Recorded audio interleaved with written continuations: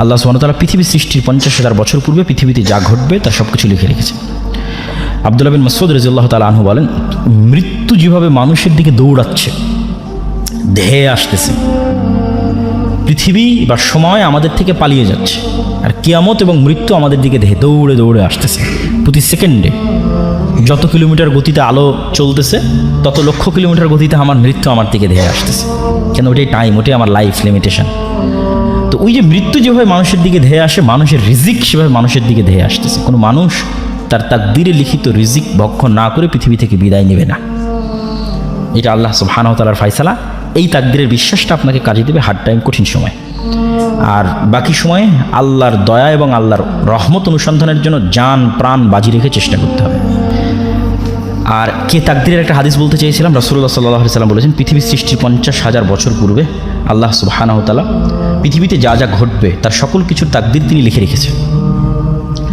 তো এই দুইটা ঘটনা এবং তাকদীরের প্রতি অগাধ আস্থা, এটা আপনাকে কাজে দিবে কিসে? ঘরে বসে থাকার প্রতি উৎসাহিত করার জন্য না। ঘরে তো বসে থাকা যাবে না। কেন? আমি তো আগেই বলেছি যে পৃথিবীতে যা রিজিক ছড়িয়ে আছে তা কার দয়া? সব দয়া তো কাফের মুশরিকানে নিয়ে চলে গেল। তাহলে মুসলমানেরা ঘরে বসে থেকে কীভাবে দাবি করে যে সে আল্লাহর বান্দা? আল্লাহর বান্দা হলে আল্লাহর দয়া অনুসন্ধানের চেষ্টা করতে হবে।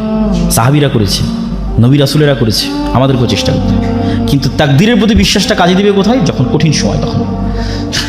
যেটাতে রাসূলুল্লাহ সাল্লাল্লাহু আলাইহি ওয়াসাল্লাম এই হাদিসে বলতেছেন যে কাতাবাল্লাহ মাকাদির আল খালাইক ক্বাবলা আন ইয়াখলাকাস সামাওয়াতি ওয়াল আরদ বি50,000 সানা।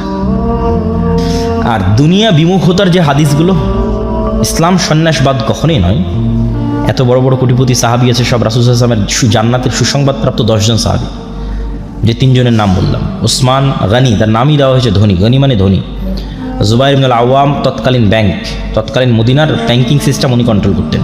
সবাই এসে তার কাছে টাকা জমা রেখে যেত, উনি মানুষের টাকার লেনদেন করতেন, উনি নিজেও কোটিপতি ছিলেন। ওনার বিশাল বাংলো বাড়ি ছিল মদিনাতে, যেটার কিছু ভগ্নাংশ, খণ্ডিত অংশ এখনও পাওয়া যায় মদিনাতে। বড় বড় সব খেজুর বাগানের মালিক ছিল। আর আরেকজনের নাম বললাম আব্দুর রহমান বিন আউফ। 3 জনই কোটিপতি, 3 জনই জান্নাতের সুসংবাদপ্রাপ্ত। তাহলে তো এটা বলার কোনো অপশন নাই, সুযোগ নাই যে ইসলাম সন্ন্যাসবাদকে সাপোর্ট করে, এটা বলার সুযোগ নাই। কিন্তু দুনিয়া বিমুখতার যে হাদিসগুলো বা দুনিয়া বিমুখতার যে ঘটনাগুলো, এগুলো হচ্ছে আপনাকে সাপোর্ট দিবে আপনার টাফ টাইম এবং হার্ড টাইমে। যখন আপনি সকল কিছু হারিয়ে ফেলতেছেন, উত্থান পতন আছে, পতনের দ্বার প্রান্তে দাঁড়িয়ে আছেন, তখন আপনি হতাশ হবেন না যদি রাসূল সাল্লাল্লাহু আলাইহি ওয়াসাল্লামের যে দুনিয়া বিমুখতার হাদিসগুলো আপনার জানা থাকে, তাকদীরের যে হাদিসগুলো সেগুলো যদি জানা থাকে, তাহলে আপনার সামনে যতই কঠিন সময় আসুক আপনি হতাশ হবেন না। এইটা হলো এটার বেনিফিট। মানুষ তো চেষ্টা করতেই থাকবে, চেষ্টা করাটাই মানুষের কাজ। কিন্তু যখন হার্ড টাইম আসবে তখন সে তাকদীরের কথা স্মরণে রাখবে, রাসূল সাল্লাল্লাহু আলাইহি ওয়াসাল্লামের দুনিয়া বিমুখ আচরণগুলোর কথা স্মরণে রাখবে। তো আল্লাহর নবীর দুনিয়া বিমুখ আচরণের 2টা হাদিস বলে এবং তাকদীরের একটা হাদিস বলে আমার বক্তব্য শেষ করব। রাসূল সাল্লাল্লাহু আলাইহি ওয়াসাল্লামের দুনিয়া বিমুখ আচরণের 2টা ঘটনা।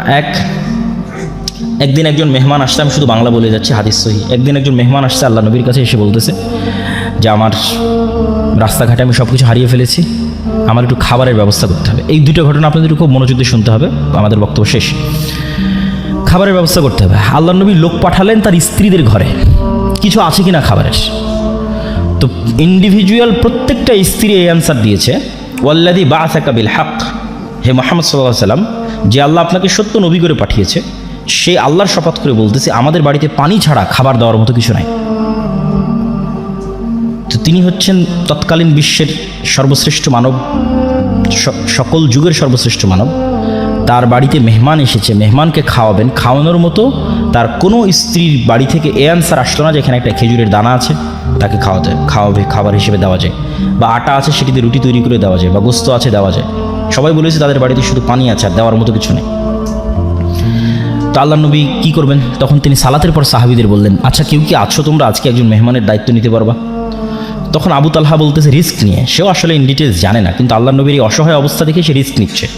আবু তালহা বলছে, আল্লাহ নবী ঠিক আছে, আমি আপনার মেহমানের দায়িত্ব নিচ্ছি। তো আবু তালহা কোনো প্রকার যাচাই বাছাই না করেই সে কিন্তু মেহমান কিনে বাড়িতে চলে গেছে।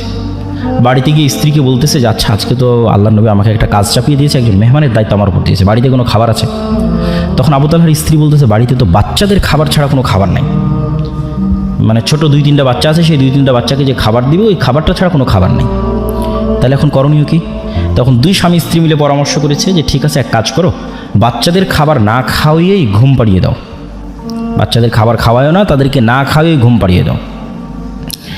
আর মেহমানের সাথে তো মেজবানকে বসতেই হয়, মানে যাকে আপনি মেহমানদারি করাবেন আপনার বাড়িতে, যদি তাকে আপনি না বসেন সে তো অকওয়ার্ড ফিল করবে, বিব্রত বোধ করবে। তাহলে আমরা যখন একসাথে মেহমানের সাথে খেতে বসবো তখন কৌশলে বাতিটা নিভিয়ে দেওয়া হবে, স্বামী স্ত্রীর প্লাগ। কৌশলে যখন বাতি নিভিয়ে দেওয়া হবে তখন আমরা খাওয়ার অভিনয় করতে থাকবো, কিন্তু আসলে আমরা খাবো না। কেন, বাচ্চাদের খাবার অনেক স্বল্প খাবার, যদি আমরাও দুইজন বাতি জ্বালিয়ে সেটার সাথে অংশগ্রহণ করি তাহলে মেহমানের খাবার বলে আর কিছু বাকি থাকবে না। তাহলে বাচ্চাদের ঘুম পাড়িয়ে দেওয়া হলো এবং স্বামী স্ত্রী দুইজন বাতি নিভিয়ে খাবারের অভিনয় করলো, আর মেহমান খাবার গ্রহণ করলো। পরের দিন রাসূলুল্লাহ সাল্লাল্লাহু আলাইহি ওয়াসাল্লাম বলতেছে, আবু তালহা তুমি কি করেছো? আল্লাহ তোমার উপর অনেক সন্তুষ্ট হয়েছে। তো কি করেছেন? তো এই ঘটনা। তো এটার থেকে আমাদের শিক্ষা কি? যে ওই যুগের যারা সর্বশ্রেষ্ঠ মানব তাদের এটি জীবন হিস্ট্রি এবং কালচার বলা হচ্ছে। সুতরাং আমি যদি আমার লাইফে এরকম কখনো কঠিন সময় ফেস করি তাহলে অবশ্যই তখনকার চেয়ে খারাপ হবে না। তো ওই জন্য কনফিডেন্স রাখতে হবে। আরেকটা ঘটনা, যে দুটো ঘটনা বলতেছে, আরেকটা ঘটনা, একদিন রাসূল সাল্লাল্লাহু আলাইহি ওয়াসাল্লাম বাড়ি থেকে বের হয়েছে, এটা সহিহ হাদিসের ঘটনা, সঠিক ঘটনা। তো ভর দুপুরে বের হয়েছে, রাস্তার মধ্যে দেখেন আবু বকর রাদিয়াল্লাহু তাআলা আনহু বাড়ি থেকে বের হয়েছে। তো দুইজন পরস্পরকে জিজ্ঞেস করতেছে, কেন এই ভর দুপুরে? আপনি তো জানেন সৌদির গরম কি ভয়ঙ্কর, ভর দুপুরে কেন বাড়ি থেকে বের হয়েছে? তো দুইজনই পরস্পরের কাছে জানাজানি হলো যে তারও বাড়িতে কোনো খাবার নাই, এই জন্য খাবারের অনুসন্ধানে বের হয়েছে। মুহাম্মদ সাল্লাল্লাহু আলাইহি ওয়াসাল্লামের বাড়িতেও কোনো খাবার নাই, উনি খাবারের অনুসন্ধানে বের হয়েছে, যে কোথাও খাবারের ব্যবস্থা করা যায় কিনা। কিছু দূর হাঁটার পর দেখা যাচ্ছে ওমর রাদিয়াল্লাহু তাআলা রাস্তায়। আপনি কি জন্য বের হয়েছেন? উনিও, ওনার বাড়িতেও কোনো খাবারের ব্যবস্থা নেই, উনিও খাবারের অনুসন্ধানে বের হয়েছে। অথচ এনারা পরবর্তীতে অর্ধ পৃথিবীর শাসক। তাহলে ক্ষুধার্ত অবস্থা থেকেও অর্ধ পৃথিবী জয় করা যায়, ঠিক আছে? যখন তাদের কাছে কিছু নাই, ক্ষুধার্ত অবস্থায় মানুষের বাড়ি বাড়ি খাবার খুঁজে বেড়াচ্ছে, সেখান থেকে তারা অর্ধ পৃথিবীর শাসক হয়েছে। তো তাদের মতো করুণ এবং কঠিন অবস্থা আমাকে এবং আপনাকে ফেস করতে হয়নি, হচ্ছে না, হয়তো হবেও না। সুতরাং বড় স্বপ্ন দেখতে সমস্যা কি? হাদিসটা শেষ করি, ঘটনাটা শেষ করি। দুইজন মিলে এক আনসারির বাড়িতে গেলেন। আনসারিরা যেহেতু আগে থেকেই তাদেরই জমি জায়গা, মদিনা মানে তাদের জমি জায়গা, তাদের বাগান, তাদের সব কিছু। এনারা তো আসছে মক্কা থেকে হেল্পলেস অবস্থায়। যদি মক্কায় থাকতো হয়তো এতটা করুণ অবস্থা হতো না, কেন মক্কায় তাদের জমি জায়গা আছে, তাদের বাড়ি ঘর আছে। তো প্লেস চেঞ্জ করলে অবশ্যই মানুষ এই প্রবলেমগুলো ফেস করে। তো আনসারি সাহাবী অত্যন্ত খুশি হয়েছে আজকে আল্লাহ নবী তার বাড়িতে আসছে।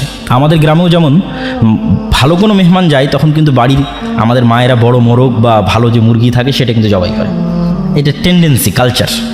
তো আনসারি সাহাবী আল্লাহ নবীকে দেখে তাড়াহুড়া করে খেজুরের পুরো থোকা পেড়ে আল্লাহ নবীর সামনে রেখে বলতেছে, ওখানে কাঁচা আছে পাকা আছে খান। তাড়াতাড়ি বাড়ি থেকে ছুরি বের করে নিয়ে ছাগল জবাই করতে চলে গেছে, যে আজকে আল্লাহ নবী তার বাড়িতে আসছে, সে ছাগল জবাই করে রান্না করে খাওয়াবে। তো ছাগল জবাই হলো, রান্না হলো, খাওয়া দাওয়া হলো, খেজুর খাওয়ানো হলো, ছাগলের দুধ দেওয়া হলো, যত রকমের ব্যবস্থাপনা ছিল সবই করা হলো। শেষ করে এখন যখন ফিরে আসতেছেন তখন রাসূলুল্লাহ সাল্লাল্লাহু আলাইহি ওয়াসাল্লাম আবু বকর এবং ওমরকে বলতেছে, তোমরা বাড়ি থেকে বের হয়েছিলে ভরা পেটে, আর এখন খালি পেটে, আর এখন তোমরা বাড়িতে ফিরে যাচ্ছ ভরা পেটে। সুম্মা লা তুসআলুন্না ইয়াওমাইদিন আনিন নাঈম, এটা কোরআনের আয়াত। আল্লাহর নবী পড়লেন তাদের সামনে, কিয়ামতের মাঠে এই নিয়ামত সম্পর্কে আল্লাহ তোমাদের জিজ্ঞেস করবে, যে তোমরা আজকে খালি পেটে বাড়ি থেকে বের হয়েছিলে, আল্লাহ তোমাদের ভরা পেটে বাড়িতে ফিরে যাওয়ার সুযোগ করে দিয়েছে, এই নিয়ামত সম্পর্কে আল্লাহ জিজ্ঞেস করবে।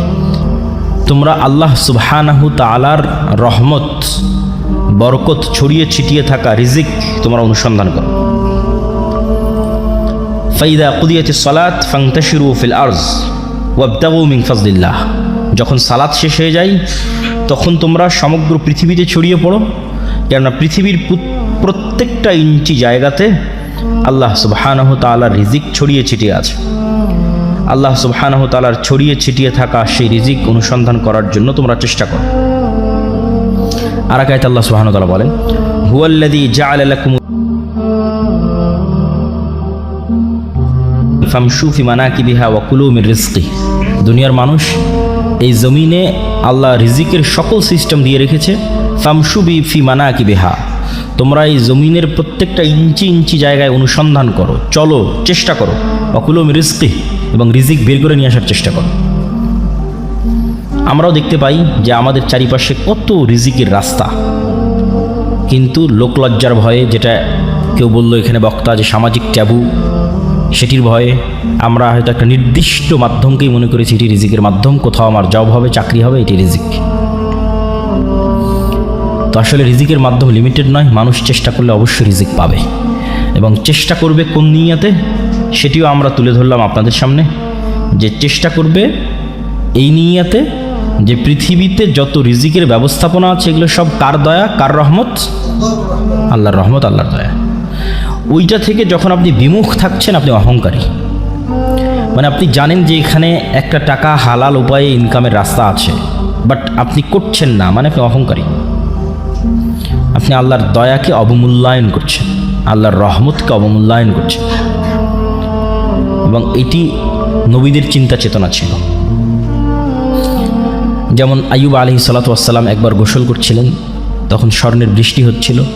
তিনি গোসল বাদ দিয়ে স্বর্ণ কুড়াতে গেছেন। আল্লাহ বলছে, আইয়ুব, আমি কি তোমাকে ধনী করিনি যে তুমি স্বর্ণ কুড়াতে গেলে? তো আইয়ুব আলাইহিস সালাম উত্তরে বলতেছে যে আমি ধনী এই জন্য স্বর্ণ কুড়াবো না, এই সেন্স থেকে তো আমি যাইনি। আমি গেছি এই সেন্স থেকে যে আমি যদি সমগ্র পৃথিবীর মালিকও হই, যে এই মুহূর্তে সারা পৃথিবীর সকল ধন সম্পদের মালিক আমি একাই, তারপরেও যদি স্বর্ণের বৃষ্টি হয় তো আমি ওইটা কুড়াতে যাবো, কেননা এটা কার দয়া? আল্লাহর দয়া। আর ওইটার থেকে আমি দূরে থাকবো, মানে আমি আল্লাহর দয়াকে অবমূল্যায়ন করতেছি। এই সেন্স থেকে দাউদ, সুলাইমান, আব্দুর রহমান বিন আউফ, জুবাইর ইবনুল আওয়াম, উসমান গনি, উসমান ইবনে আফফান, তারা পৃথিবীর কোটিপতি ছিলেন। দাউদ এবং সুলাইমানের মতো ধনী পৃথিবীতে আগেও কোনোদিন আসেনি, ভবিষ্যতেও কোনোদিন আসবে না। তারা এতটা ধন সম্পদের মালিক ছিলেন। তো এতটা ধন সম্পদের মালিক হওয়ার পিছনে তাদের মূল থিওরি এটিই ছিল যে তারা ছিলেন শাকুর, শুকরিয়া আদায়কারী। তারা অহংকারী ছিলেন না, যে না ধন সম্পদ আহরণের পূর্বে অহংকারী ছিলেন, না ধন সম্পদ আহরণের পরে অহংকারী হয়েছেন।